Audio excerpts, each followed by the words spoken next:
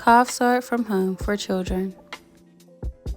Make sure you guys read the instructions, but you want to do a lemon and orange in the middle finger-sized ginger. I'm going to juice all 3, but if you don't have a juicer, you can blend them. I'm going to add 2 tablespoons of water. You can blend 2 tablespoons of water to help that. Then you want to add a tablespoon of turmeric and 2 teaspoons of cinnamon. Add your 1 cup of honey. And when I say my baby loved it, she really did. The ginger kicks in so light and smoothly, you wouldn't even know. For adults, you can triple the ginger. Mason jars from Walmart if anyone was wondering.